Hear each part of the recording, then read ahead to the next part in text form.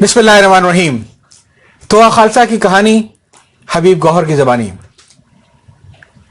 حبیب گوہر صاحب ایک سچا واقعہ کچھ یوں بیان کرتے ہیں جس کا عنوان ہے سکھ عورتوں کی عصمتوں کا امین ایک کنواں۔ آخر خالصہ راج کرنے لگا۔ مہاراجہ رنجیت سنگھ نے جگہ جگہ نئی سکھ بستیاں بسائیں۔ اس میں ایک کہوٹا کے قریب توحا خالصہ تھی۔ بظاہر توحا خالصہ چھوٹا سا گاؤں تھا، لیکن اس کا رقبہ کافی بڑا تھا۔ زمیندار سکھ اور ہندو تھے، جبکہ کاشتکار مسلمان تھے۔ سکھ زیادہ تر سونار تھے۔ یہاں کا صرافہ بازار کشمیر تک مشہور تھا۔ خالصہ کے فروغ کے لیے جن مقامات کا انتخاب ہوا تھا، توحا خالصہ ان میں سے ایک تھا۔ توحا میں ایک گردوارہ دکھ پھجنئی پون صدی پہلے سنت اوتار سنگھ نے قائم کیا تھا، اور یہ سکھ پنتھ کے پھیلاؤ میں رات دن سرگرم عمل تھا۔ سکھوں کی مشنری سرگرمیاں تحصیل کہوٹا کے مسلمانوں کے لیے باعث اضطراب تھیں، اور دونوں قوموں ان کے درمیان کھچاؤ بڑھنے لگا۔ 1946 میں کہوٹا شہر کے قلعہ نما گردوارے میں ہونے والی سکھ کانفرنس میں اورنگزیب عالمگیر پر کڑی تنقید کی گئی، جس سے حالات کشیدہ ہو گئے۔ جواباً اسلامی کانفرنس منعقد ہوئی، جس میں علامہ سید انور شاہ، مولانا شبیر احمد عثمانی، مولانا ظفر علی خان اور ہندوستان کے چوٹی کے علماء نے شرکت کی۔ مسلم لیگ کانفرنس منعقد ہوئی، جس میں نواب ممڈوٹ، ممتاز دولتانہ کی سطح کے مسلم لیگ کے لیڈروں نے شرکت کی۔ جامع مسجد کہوٹا کے تعمیراتی کام نے زور پکڑ لیا تھا۔ ان تمام معاملات میں اس مسجد کے امام مولوی شیخ غلام رسول پیش تھے، جو کہوٹا مسلم لیگ کے صدر بھی تھے۔ 1947 کے تیسرے مہینے کا آغاز ہو چکا تھا۔ خالصہ میں بیساکھی کے میلے کی تیاریاں زوروں پر تھیں، جس میں کاشی تک سے یاتری دکھ پھجنئی آنے تھے۔ سکھوں کے لیے بیساکھی خوشی کا موقع ہے۔ 17ویں صدی کے آخر میں اس دن خالصہ منظم ہوا۔ ذات پات کا تصور مٹا، پنج پیارے منتخب ہوئے، اور پنج ککھ یعنی کنگھا، کچھا، کڑا، کیس اور کرپان سکھ پنتھ کی پہچان بن گئی۔ توحا کے صرافہ بازار میں خوب رونق لگی ہوئی تھی، کیونکہ فصل کی کٹائی کے بعد شادیوں کا موسم تھا۔ صرافہ بازار کے قریبی محلے میں ایک ہندو لڑکی سے ایک مسلمان نوجوان شادی کرنا چاہتا تھا، لیکن ان کے بیچ دھرم کی فولادی دیوار حائل ہوئی۔ 6 مارچ 1947 کی رات کی تاریکی میں مسلمانوں نے اچانک حملہ کر دیا۔ کہا گیا کہ اسلام قبول کر لیں، مذکورہ لڑکی کو حوالے کر دیں، یا پھر تیار ہو جائیں۔ کلمہ و نکاح پڑھوانے کے لیے اور کیس کٹوانے کے لیے حجام اور نکاح خواہ ساتھ آئے تھے۔ شرائط خالصہ کی غیرت نے گوارا نہیں کی۔ 3 دن دلیرانہ مقابلہ ہوا۔ 200 سکھ جاں بحق ہو گئے۔ بالآخر گلاب سنگھ کی حویلی پر سفید جھنڈا لہرا دیا گیا۔ 10,000 روپے فوری تاوان ادا کیا گیا۔ حلفیہ بیان لیا گیا کہ اب حملہ نہیں ہوگا، لیکن اگلے دن پھر حملہ ہوا۔ مزید سکھ مارے گئے۔ خالصہ کو اپنے مرنے والوں کا اتنا دکھ نہیں تھا جتنا ہندو لڑکی کے جانے کا افسوس تھا۔ مسلمان نے توحا پر قبضہ کر لیا۔ سنت راجہ سنگھ کو قتل کر دیا۔ کمرے میں بند عورتیں باہر نکل آئیں۔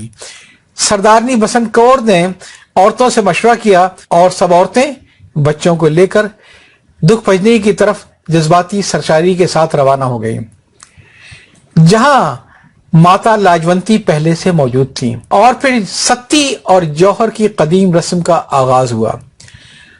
عورتوں نے کنویں میں چھلانگیں لگانا شروع کر دیں۔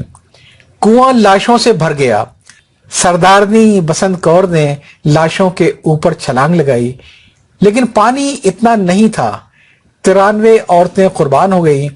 وہ کنواں جہاں سکھ خواتین دھرم بچانے کی خاطر کنویں میں کود کر جانے دے رہی تھیں، سبھاش چندر بوس کی آزاد ہند فوج کے جنرل شاہ نواز نے اسے تحفظ فراہم کرنے کی یقین دہانی کرائی تھی، لیکن نفرت نے اعتبار کی دیواریں گرا دیں۔ 14 مارچ کو عبوری حکومت کے نو منتخب نائب وزیر اعظم جواہر لال نہرو نے دکھ پھجنئی کا دورہ کیا۔ اسٹاف فوٹوگرافر نے کنویں کے اندر کی تصویر کشی کی تو معلوم ہوا کہ کنویں میں ابھی بھی انسانی اعضاء تیر رہے تھے۔ 24 مارچ کو لارڈ ماؤنٹ بیٹن نے چارج سنبھالا۔ 8 اپریل کو علاقے کا وزٹ کیا اور کہا کہ اب بٹوارہ ناگزیر ہو گیا ہے۔ قائد محمد علی جناح نے اس واقعے کی مذمت کی اور کہا کہ پاکستان میں ایسا کوئی بھی واقعہ نہیں ہوگا، لیکن کسی مسلم لیگی رہنما نے گردوارے کا دورہ نہیں کیا۔ وہ خالصہ کے شمال میں 3 کلومیٹر کے فاصلے پر گردوارہ دکھ پھنجنئی ہے۔ محکمہ اوقاف کی جانب سے رہنمائی کے لیے کوئی بورڈ آویزاں نہیں ہے۔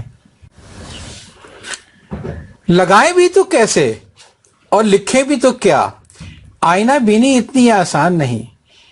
کنوؤں، آم کے درختوں، کھنڈرات، ویرانی، افسردگی، سناٹا اور خوف کے علاوہ یہاں امرتا پریتم کا نوحہ سنائی دیتا ہے۔ اج اکھاں وارے شانو کتھوں قبراں وچوں بول، اج کتاب عشق دا کوئی اگلا ورقہ پھرول، ایک روئی سی تھی پنجاب دی تو لکھ لکھ مارے وین، اج لکھاں تیاں روندیاں نے تینوں وارے شانو کین، اٹھ درمنداں دیاں دردیا تک اپنا پنجاب، اج ویلے لاشاں بچھیاں تے لہو بری چناب۔ میں کافی دیر تک کھنڈات میں کسی سنگی تحریر کی تلاش میں رہا، لیکن کھوجیوں کی اندھی ہوس نے کچھ بھی نہیں چھوڑا۔ جو 4 اینٹیں بچ گئی ہیں کل وہ بھی نہیں رہیں گی۔ تھوڑا عرصہ پہلے محکمہ اوقاف نے دکھ پھنجنئی کا وسیع رقبہ سبزیوں کی کاشت کے لیے ٹھیکے پر دے دیا تھا۔ اس غمزدہ زمین پر سبزیاں تو کیا ہونی تھیں، دکھ پھنجنئی دی رہی صحیح پسلیاں بھی پچ گئیں۔ 47 انسانی تاریخ کا ایک خون آشام سال ہے۔ یہ ایک دکھ پھنجنئی کا ماتم نہیں ہے، ایسے ہزاروں مقامات ہیں جہاں انسانیت رسوا ہوئی۔ جواباً جو کچھ مسلمان مہاجرین خصوصاً عورتوں کے ساتھ ہوا وہ اس سے بھی زیادہ اذیت ناک ہے۔ سعادت حسن منٹو نے ان فسادات میں نظر ہونے والوں کے بارے میں لکھا کہ کوئی سکھ، مسلم اور ہندو نہیں مرا، انسان مرا۔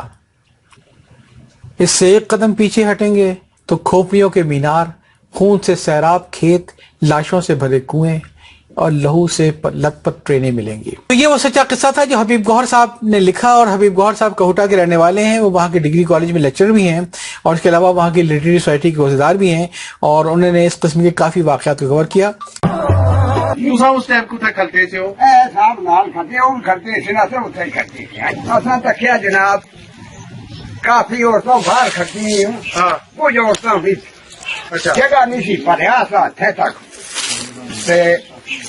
منڈی بچ نہیں ہونی سی جی روح نکلے، کوشش کرنی تھی بھائی پانی بھی منڈی جائے ختم ہو جائے، یہ کوشش انہوں نے کہ مرا 10 سال تو لے کے 40 سال دی تک جڑیاں سنکھیاں سن ساڑے علاقے بڑیاں عورتاں سنکھیاں ہوندیاں سن، پہاڑ دا نیم پہاڑ دا علاقہ سی، تے اس سب تو پہلا اپنے آواز ماری، سب تو پہلا اپنی بیٹی نو مان بیٹا آ جا، میری بہن مان کو جی میرے کو 2 سال وڈی سی، 18 اور 19 سال دی سی، اور بیٹھ گئی۔ میرے پتا جی نے کھنڈا کر لگے تے وہ وار جڑا سی وہ لگیا نا، وار لگیا نا، رب جانے منہ آ گیا اور کی ہو گیا۔ میری بہن نے اپنی گتے ان کی تھی اور میرے پتا جی نے بڑے غصے نال دوپٹہ ان کیتا، اور موری قربان اور سر پریشان اور 2 چاچا بھتیجا نے، میرے ایک اور تایا جی بھی اوپر سن جنہ کا کافی بڑا شریر سی، انہاں سارے نے کٹنا شروع کیا، کھٹ کھٹ کھٹ دی آواز آن سی۔ میں یقین جان کے جانا 60 سال میں آج بھی یاد ہے، کسی نے ہائی نہیں کی تھی، بس واحگرو کی آواز آتی رہی ہے، کسی نے ہائی نہیں کی تھی، کوئی نسی نہیں، کسی نے رولا نہیں پایا۔ ਤੇ ਤੁਸੀਂ ਜਿਵੇਂ ਦੱਸਿਆ ਵੀ ਮੈਨੂੰ ਪਤਾ ਲੱਗਾ ਤੁਸੀਂ ਕਿ ਉਹਨਾਂ ਦੀਆਂ ਜਿਹੜੀਆਂ ਇਧਰੋਂ ਮਰਦਾਨ ਵਾਲੀ ਸਾਈਡ ਤੋਂ ਖੈਬਰ ਪਖਤੂਨਖਵਾ ਜਨਾਨੇ ਦੇ ਇਹ ਸਾਈਡ ਤੋਂ ਜਿਹੜੇ ਗਏ ਸਿੱਖ ਸਰਦਾਰ, ਇਹ ਪਠਾਣਾ ਨੇ ਮੁਸਲਮਾਨਾਂ ਨੇ ਉਹਨਾਂ ਦੀਆਂ ਔਰਤਾਂ ਦੀਆਂ ਛਾਤੀਆਂ ਵੱਢ ਦਿੱਤੀਆਂ ਜੀ, ਛਾਤੀਆਂ ਕੱਟੀਆਂ ਔਰ ਵੇਖੀਆਂ ਨੇ।